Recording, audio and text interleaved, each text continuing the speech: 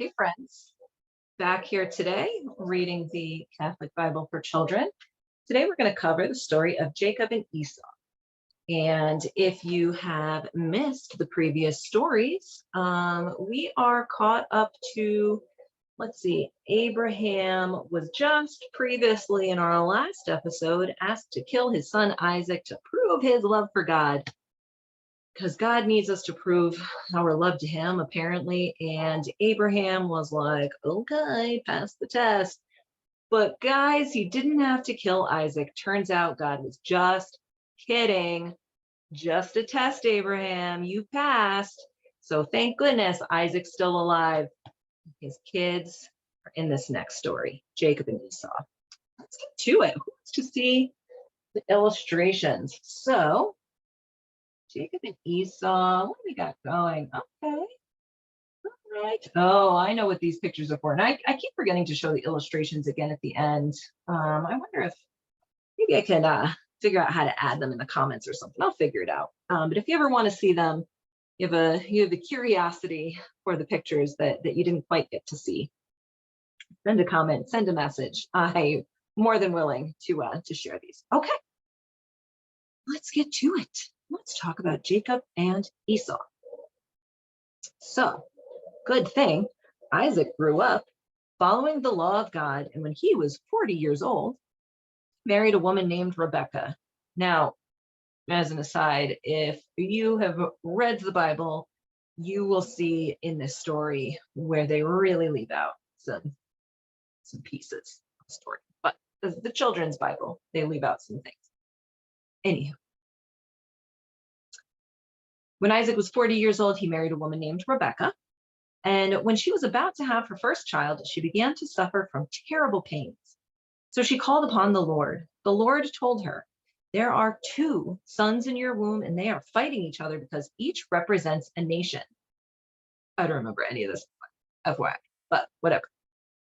There are two sons in your womb, and they are fighting each other because each represents a nation. They will be rivals when they are born, but the older will serve the younger. Rebecca was amazed because in those days, the younger brother would always serve the older. She had twins, but they were very different from each other. Esau had red hair and he was hairy all over. Jacob was pale and much quieter.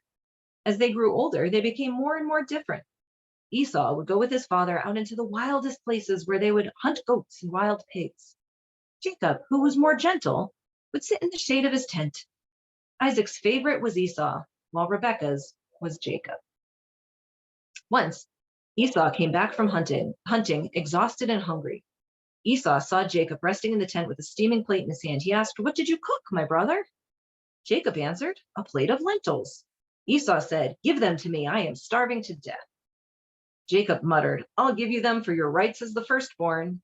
Esau answered, "It's a deal. Give me the lentils." He ate them and was full. Maybe he thought that Jacob had been joking, but he had been serious. From then on, Jacob considered himself to be the firstborn. In those days, the firstborn had more rights than the other brothers. He received a special blessing from his father, inheriting all of his goods and his place of honor in society. Over the years, Isaac never noticed that his sons did not get along, especially because he had lost his sight. Not being able to see, he once asked, "Where is my older son?" Jacob quickly approached him and said, "Here I am, my father." Thinking he was speaking to Esau, Isaac said, "Bring me a little bit of game that we used to hunt together. Then I will give you my blessing." This confused Jacob a bit, but Rebekah reassured him by saying, "Leave it to me." She dressed him up in some of Esau's clothes, and instead of bringing his blind father a wild goat, he brought him a kid goat from the flock. Isaac asked him to cook it, and then, satisfied, he gave Jacob his solemn blessing. He was still convinced that he was blessing his older son Esau. The trick was quickly discovered because Esau soon returned home from the hunt saying, "Here is the game, my father." Confused, Isaac said, "But who are you?" Esau answered, "I am Esau, father." Isaac said, "Then who was the man who pretended to be you? Because I blessed him." "It was Jacob, father," answered Esau, who now understood everything. "He has betrayed me once again." But now it was too late because no one can take back a blessing. Isaac sadly said, "Esau, You are my firstborn, but now you have lost your rights as the firstborn. From now on, you will have to serve your brother. Thus, everything came to pass just as the Lord had predicted to Rebekah. I am laughing. Not Catholic religion anymore. Like, talk to me about what we're supposed to learn from this story. So, um, so Jacob and Esau. So God like predicts, like he's an astrologer. He's like, okay, there's you got two kids, and I'm going to give you this very vague insight into what's going to happen in the future, right? He's like, you're going to have two kids, but the firstborn is going to serve the second one. Super vague. And well, isn't it a miracle? It comes to pass. So talk to me about God's people.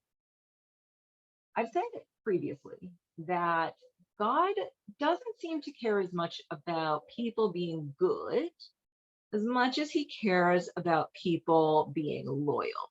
Um, and he tends to also not care if you're loyal if you're not in the right family.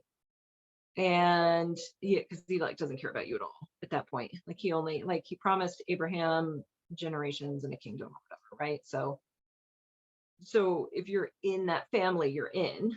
Um, but so Jacob, so he's supposed to be the leader, and it sounds like he's being rewarded in some way.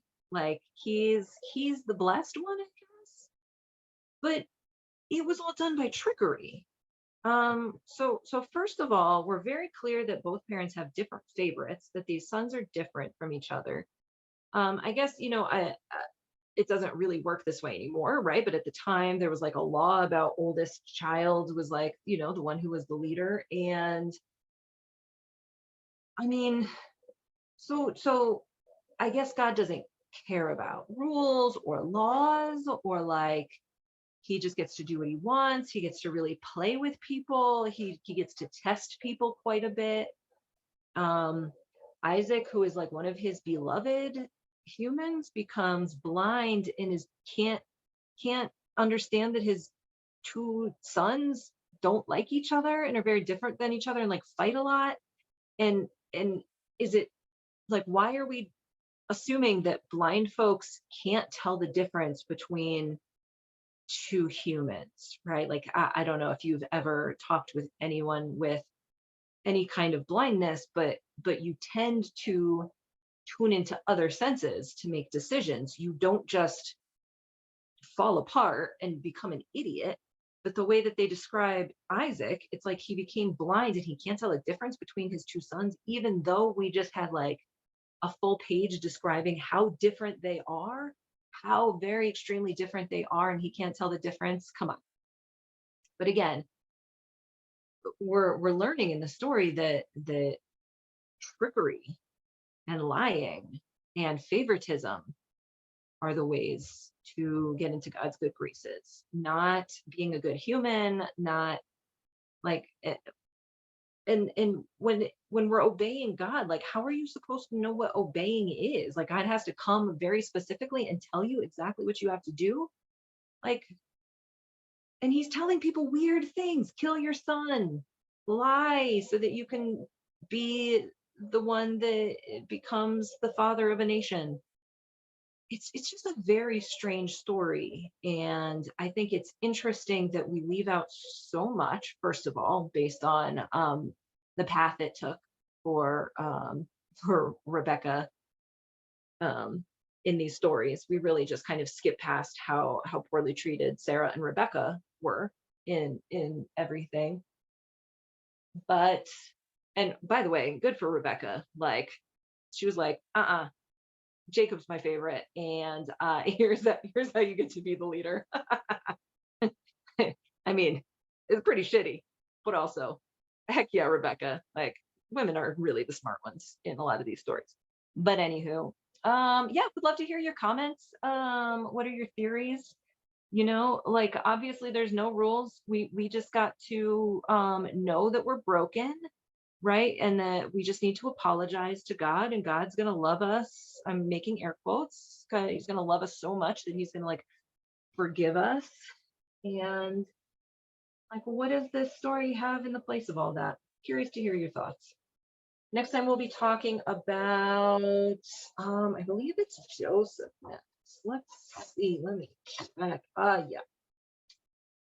So that's Jacob and Esau, and then we're going to talk about Joseph next time and his coat of many colors, which I am sure you have heard of before. Another bizarre story. God and his loyalty. Honestly, right? Like, I don't even think the humans have the loyalty to God. It's like God has the loyalty to this one lineage of humans, and it's really bizarre what he either lets them get up to or wants them to be up to in order to like prove themselves to him. God's loyalty is strange. Oh, and that's Scrappy. Scrappy says hello. Okay, we will talk about Joseph in the next one. See you then.